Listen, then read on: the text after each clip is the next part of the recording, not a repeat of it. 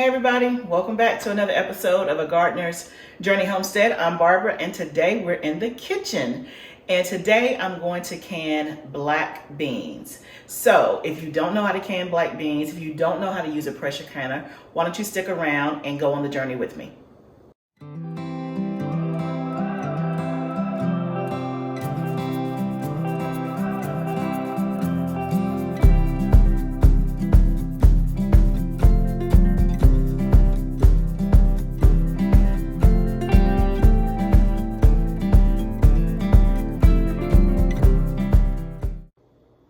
Okay, so today we're going to can black beans. So the reason why I'm canning black beans, so this is my second time canning black beans. And if you're like me, you kind of have some themes when you're cooking.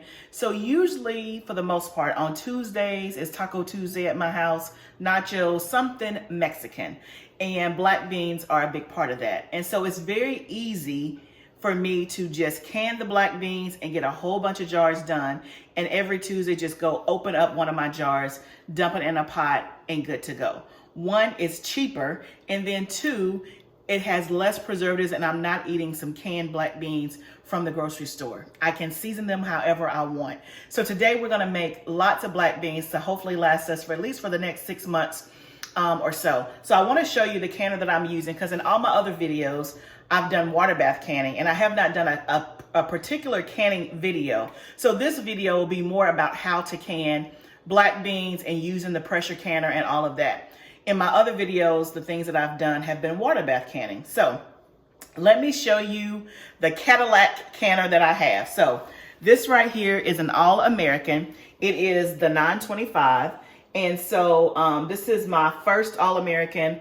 I started here. Now, there are some other pressure canners like Presto that have a cheaper or less expensive price point. Y'all, when I jumped in, I just jumped all the way in and I started with the All-American. That's the only pressure canner I've ever used. So that's the only one I can talk about. But I love it.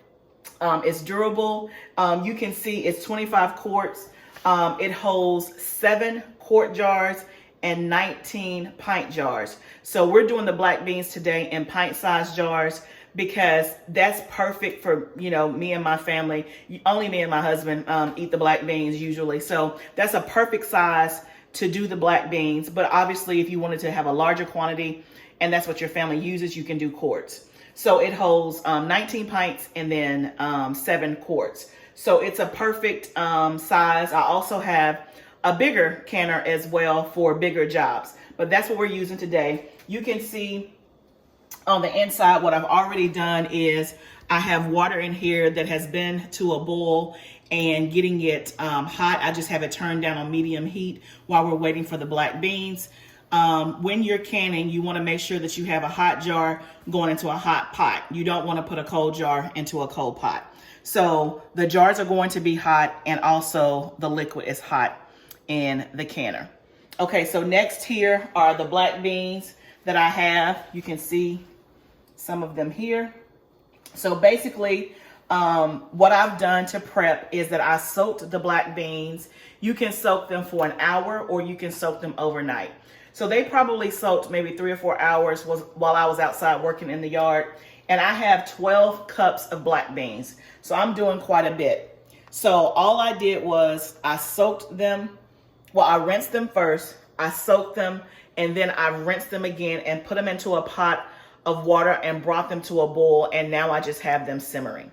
So that's all that you've missed. I try to get all of the prep stuff done, but basically, the other part that you missed is that I have my jars in the dishwasher so they can be clean and sterilized and all of that. So now we're ready to start filling the jars just like that, y'all. So basically, I have my black beans that I had, that I bought in bulk.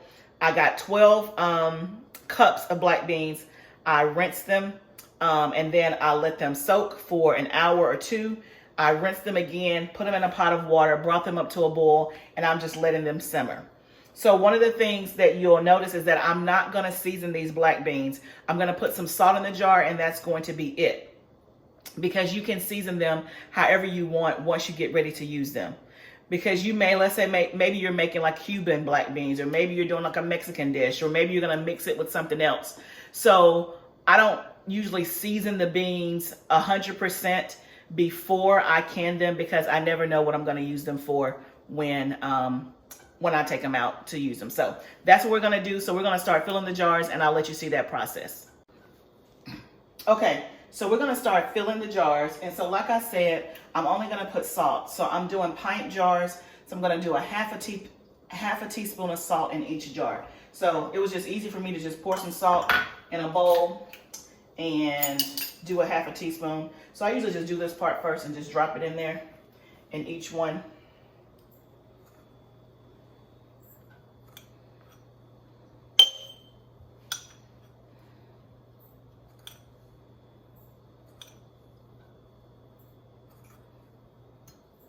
Okay, that's just a lot easier for me. Okay, so then we're going to start filling the jars, right? So we're gonna put the jars, we have our funnel. You wanna have a funnel because it makes it easier. And I'm using a slotted spoon because you wanna use as much liquid as possible and fill it up with beans first and then add the liquid second. So I'm just filling it up. We're gonna use 1 inch headspace. And so headspace is just the part from the top of the jar. So I'm just filling it up to about a 1 inch headspace. And then I can go back in and add liquid as needed. So I'll show you one.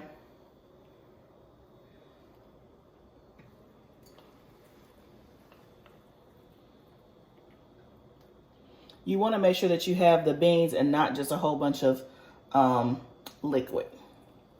So that's why you do the beans first. Okay, let's do some more.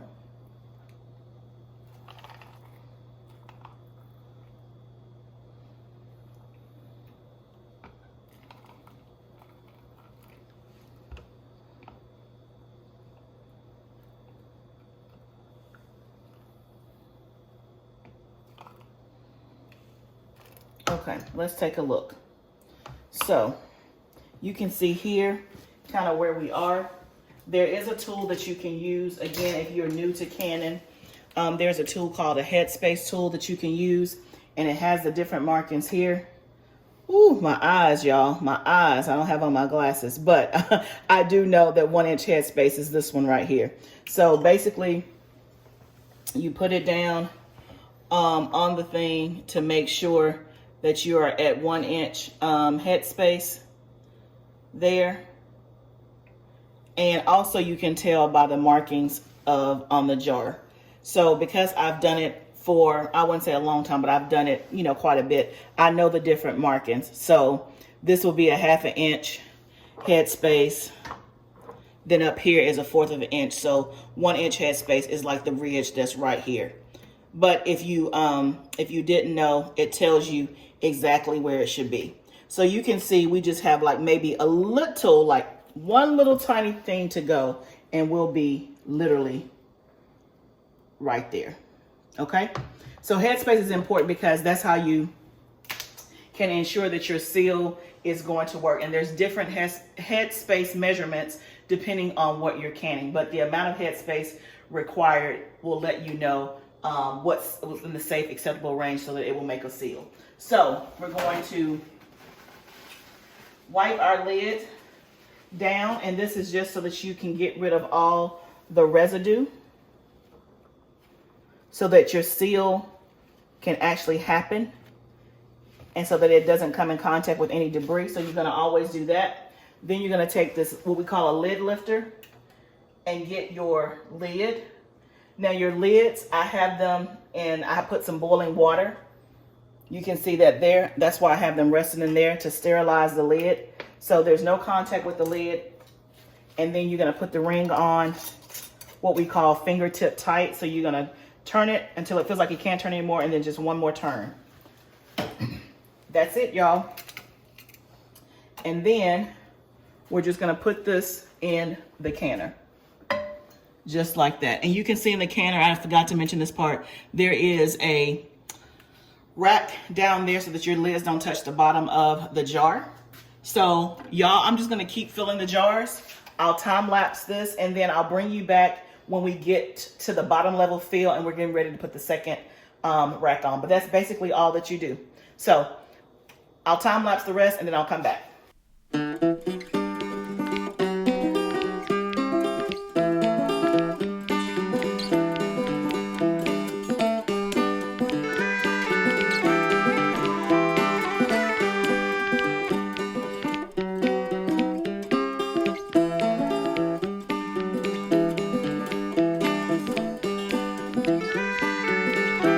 Okay guys, you can see that I've filled the bottom level, and then so it comes with 2 racks so that you can double stack it. So I've just put the second rack in, and I'm gonna start filling this second rack. I'm hoping that I'll have enough to fill the whole canner, and then I'll bring you back and let you see the rest of the process. Okay guys, the canner is full. We ended up with 16 jars. We have 9 on the bottom and 7 on the top, so 16 pint-sized jars of black beans, which is perfect, fits in my canner. And again, that was 12 cups of black beans. So now I'm gonna show you how to lock the lid and what the next step is.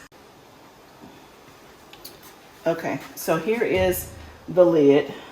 And what you're gonna do is that you're gonna line it up with the little notches.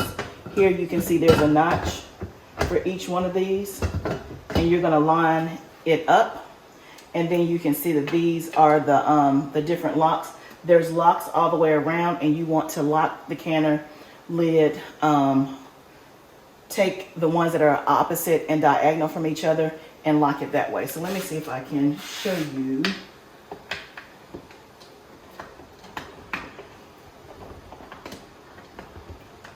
And you gotta make sure that you get the notches on there correct. So hopefully you can see that in the shot. But I'm just gonna take it and turn.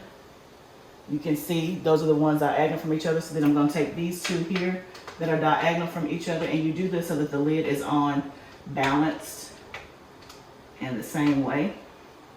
And again, if you don't have the notches lined up, here, let me undo this one so I can show you. So when I say make sure it's lined up, you can see that it should be equidistant all the way around. I can't necessarily give you a shot of the back, but basically you can see that it's balanced and sitting on there all the way. So again, you're just gonna take the ones that are opposite and turn them until they lock. You're gonna do that from each side.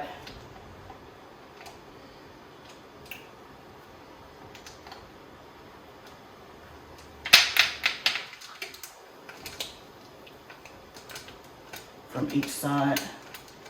And again, if you buy the All-American canner or any canner, it's going to give you instructions on how to do it. Just follow the instructions to a T. So everything is locked. So the first step is that we're going to turn it up to medium high, which I've already done. And we're looking for steam to vent out of this hole right here for 7 minutes. So once the steam starts to vent, we're going to time it for 7 minutes. And we want the steam to vent for 7 minutes. Again, also on the All-American canner, and again, this is the only one I can speak about because it's the only one that I have.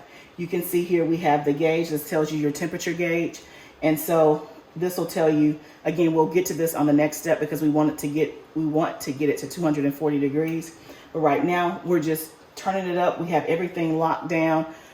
So again, the top is not going to fly off because it's locked down solid. You see I'm moving it here. It's not moving. So we're just waiting for this steam to vent out of this hole for 7 minutes. Once it starts venting steam, I'll bring you back. We'll set the timer for 7 minutes and we'll go from there. I've set the timer for 7 minutes. It's counting down because it's venting. You can't really see the steam on camera, but I can put my hand over and I can feel the steam.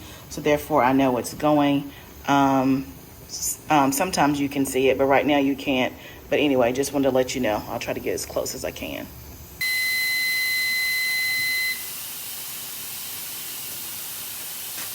Okay, y'all, the timer just went off, so we vented the steam for 7 minutes. So now the next step is we're gonna put the weight on it. So it comes with a weight on the All-American canner. You can see here, and hopefully you can see the markings. There's a 10, 15, and a 5. We're gonna put it on the 10-pound weight. You can see there's a hole there. And so this is just gonna go here on top of where the little vent steam is coming out. So we use 10 pounds of pressure for the altitude that I'm in.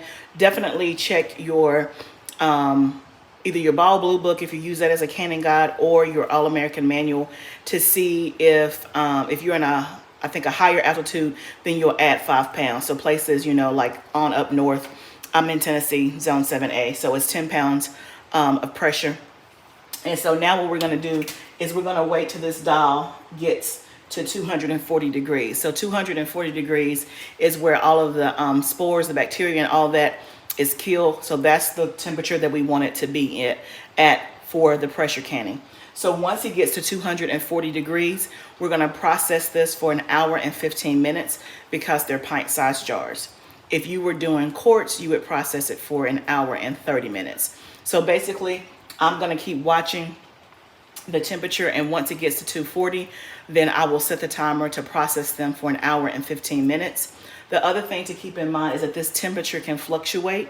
You don't want it to get above 240, nor do you want it to go below 240. So you want to keep an eye on it. So this is probably not one of the things you want to do where you just set it and forget it and then go off somewhere and do something different. You want to kind of be around watching the temperature to make sure if it gets too high, you can turn your stove temperature down if it gets too low, because you want it to maintain the 240 degrees. I kind of know the sweet spot on my stove to keep it at 240 degrees. So I can kind of play around with it.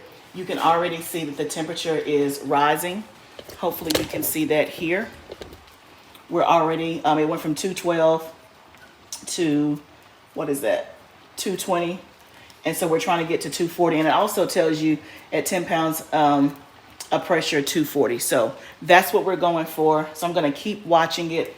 And then we'll kind of go from there, and then process it for an hour and 15 minutes and let it do its thing. Now, you will hear some shaking and moving and all that as it gets up to temperature. All of that is completely normal. It's not going to blow the top off if you've done your part to put the lid on it and all of that good stuff.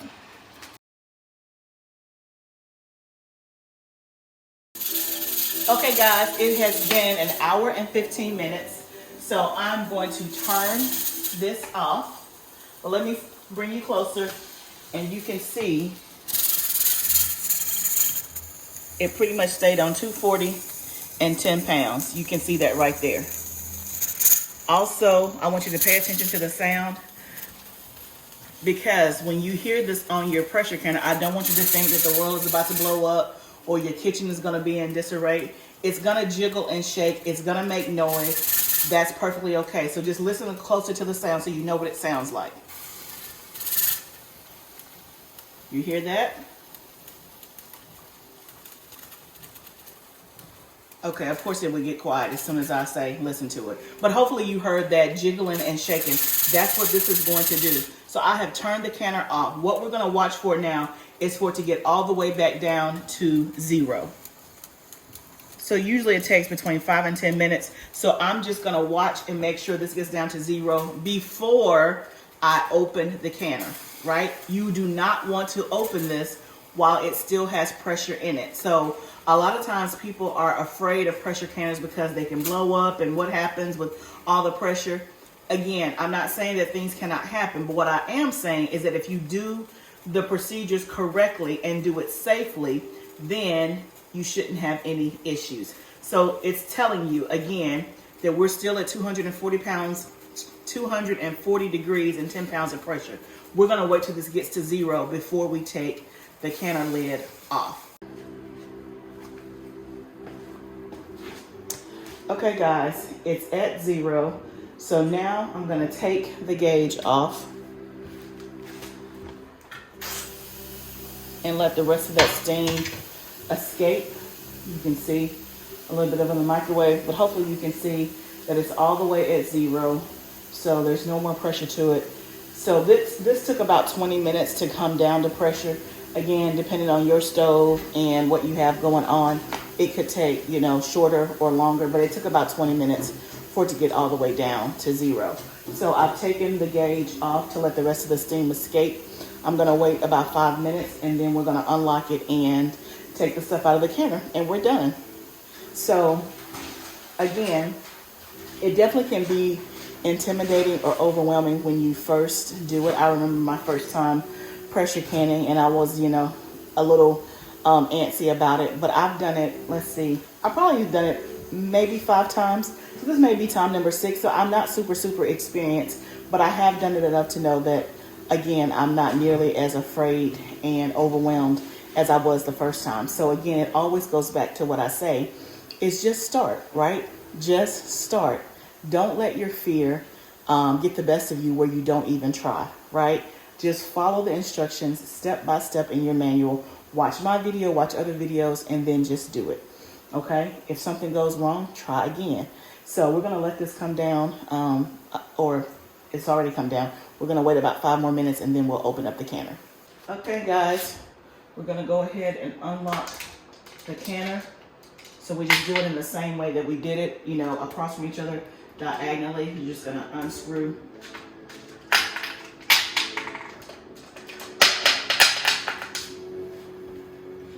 And then you just wanna open up the lid, take the lid off away from you, all right? So you're just gonna turn it. And there is a lot of steam. So I'll just put this right there. And let me see if I can bring you closer. So you can see all the jars are there intact. So I'm just going to take the jars out, and basically you're gonna let them sit and rest for 12 hours. And then after 12 hours, you're gonna check the seal to make sure that it actually sealed properly. I should hopefully start hearing some pops here in just a little bit. But you can hear the pops anytime. But you want to check the seal after 12 hours to make sure that it's properly sealed before you put it away for storage. And as you get ready to put it away for storage, you're going to take the ring off and wipe around the lid in case there's some residue that has bubbled up while it was pressure canning, because you don't want that to turn into bacteria or mold when you go to store it away in your pantry, okay? So that's basically it, guys. Just like that, we have canned 16 pint-sized jar of beans. This will probably last us at least, 4 to 5 months. We have Mexican typically once a week. Sometimes we don't. But at that rate, that's 4 months. So I'm sure there'll be some weeks where we don't have it, or who knows. But anyway, it should definitely last a good 3 to 4 months. I'm thinking, since I have some jars left over that I already sterilized, I may do another batch tomorrow. We'll see. But anyway, this is a great way that's cost effective, as well as what's in your food because you're putting it in there and it's not full of preservatives, and it just makes it efficient. I can just go to my shelf and grab the black beans, pop it open, and I don't have to worry about going to the store. Did you hear that pop? Did you hear that pop? So y'all, that's the final product. 16 jars, pint-sized jars of black beans, ready for the shelf in about 12 hours. I've heard so many pops. That popping sound makes me so happy. That means that my jars are sealing properly. So thank you guys again for joining me. If you like what you're seeing, please subscribe to my channel, hit the bell. And one of the best ways that you can help me is by telling other people about my channel. If there's someone in your life that is a gardener, a wannabe gardener, a retired gardener, whatever the case may be, please direct them to my page. I would greatly appreciate it. Until next time, remember, gardening is a journey.